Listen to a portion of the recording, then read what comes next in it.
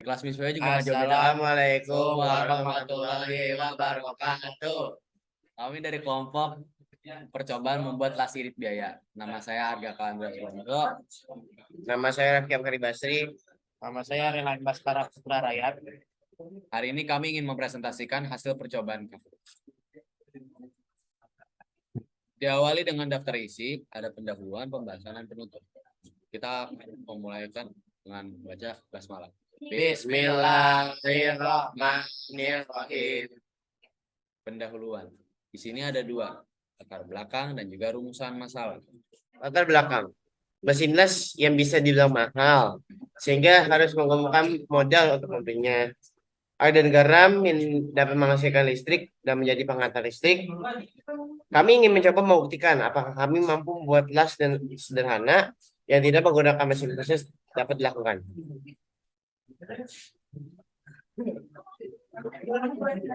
Internalisasi keislaman dari HR Muslim dan Tirmizi berkata, tetapi sungguh api neraka jahanam 69 kali lebih panas dibandingkan api di dunia. Rumusan masalah. Di sini kita ingin mencoba melakukan percobaan ini karena kita ingin mengetahui jika apakah las dapat menggunakan media air dan garam, apakah air dan garam dapat menghantarkan listrik, apakah kita dapat menggunakan air dan garam sebagai penghantar listrik. Nah,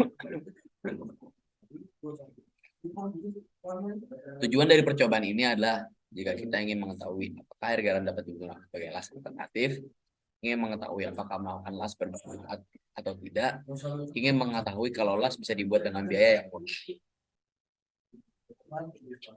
Metode penelitian. Penelitian ini dilakukan menggunakan cara metode eksperimen. Percobaan dengan ember berisi larutan air dan garam dengan bongkahan besi sebagai alat pembuktian bahwa air dan garam dapat menjadi sumber energi las.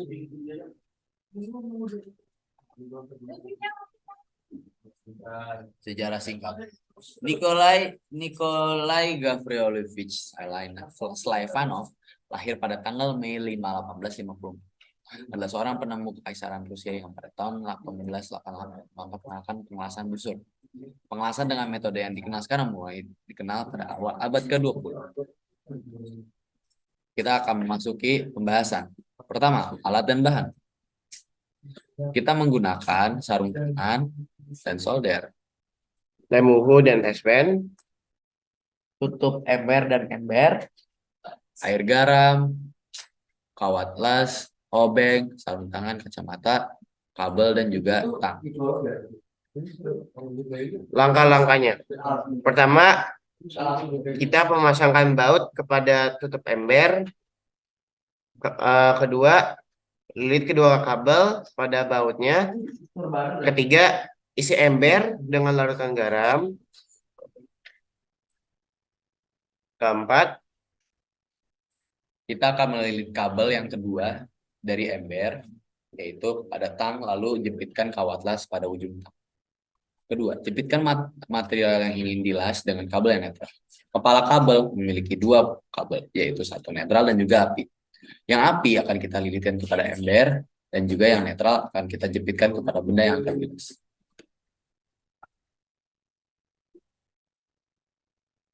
Ini adalah hasil dari percobaan kami. Bisa dilihat muncul percikan api yang saat kita menempelkan kawat las kepada benda besi yang sudah kita jepitkan dengan kabel netral.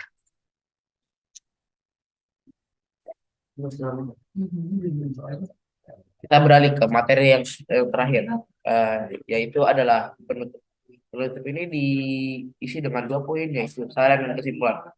Yang pertama adalah kesimpulan. Simpulan. Di sini ada 3 poin, yaitu adalah pertama, dari uraian pada pembahasan dapat disimpulkan bahwa larutan garam dapat digunakan sebagai las alternatif karena larutan air garam memiliki elektrolit ya. Iya. Yang kedua adalah biaya melakukan percobaan membuat las ini bisa dikatakan cukup lama. Kita menghabiskan biaya sekitar 300.000. Dan ketiga adalah dalam melakukan percobaan las alternatif ini dapat disimpulkan bahwa percobaan ini tidak berbahaya asalkan menggunakan metode las yang baik dan benar. Yo, kita harus menggunakan kabel listrik yang kuat agar menghindari konslet. Kedua, jangan lupa mempelajari teknik mengelas sebelum melakukan percobaan ini. Karena mengelas adalah sesuatu yang berbahaya jika tidak digunakan dengan baik dan benar. Ketiga, hindari bacot. Ya Allah. Bisa-bisanya lu komen. Hah? Gedik nih malah. Kita ulang dengan 3, 2, 1. Terakhir adalah saran dari kami untuk melakukan percobaan ini. Kita harus menggunakan kabel listrik yang kuat untuk menyalurkan tegangan listrik dari las. Karena jika tidak akan terjadi konslet. Kedua, jangan lupa mempelajari teknik mengelas yang benar agar menghindari hal-hal yang tidak diinginkan. Karena las itu adalah percobaan yang sangat berbahaya. Karena las itu ada listrik dan apinya. Ketiga, hindari timah. Karena hal ini akan menghambat persaluran listrik. Dan terakhir, selalu gunakan tespen di setiap benda yang memiliki logam saat tersambung dengan listrik. Karena tespen itu bisa memberi tahu mana yang mengandung aliran listrik.